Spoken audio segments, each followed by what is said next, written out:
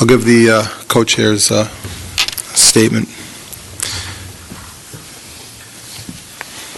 In looking at the stated responsibilities of this board, specifically to research and recommend a framework for the creation of a civilian complaint review board, I thought about how that could be accomplished.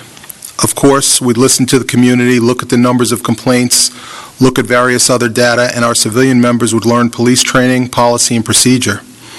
We would also hire a practiced professional consultant to do the same. However, after all of that, should the decision be based on facts or feelings? Facts. The CGR report shows 149 complaints between 2018 and 2022, less than 30 per year. Feelings. The CGR report shows 149 complaints between 2018 and 2022, almost 30 per year. Facts. More than 25% of those allegations were sustained. Feelings. Only a little more than 25% of those allegations were sustained. Facts. Since 2020, there have been 2 officer-involved shootings in which 2 black men have died.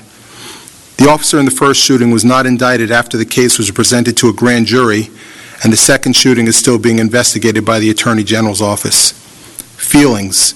There have been 2 officer-involved shootings in the city of New Rochelle since 2020 in which 2 black men have died. The officer in the first shooting was not indicted after the case was presented to a grand jury, and the second shooting is still being investigated by the Attorney General's office.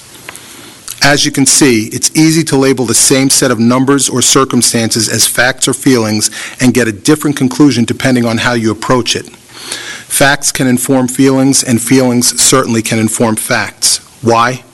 Perspective. Each of us has views created by our own lived experiences. Those experiences help dictate how we interpret certain facts or feelings. Now, of course, there can be a group perspective, but even in those groups, our individual perspective shapes the degree to which we agree with the group perspective. That's why, despite some declarations, I don't believe that all police officers have the same point of view on this subject or that all citizens have the same view. That's because it's a matter of perspective. So then, back to the task. It's apparent that the wrong question was asked about how to decide. It's not facts or feelings, it's facts and feelings. An answer based on facts and feelings only gets the answer that individually we may want. However, we won't get the answer that collectively we may need, the answer that will help us move forward. Either or only continues to divide us and cause further conflict. We cannot continue to disregard a fact or a feeling in favor of the other. We have to accept that both can and do exist simultaneously. If we stop talking past each other and stop invalidating each other's facts and feelings, we will realize that we agree on more than we disagree on.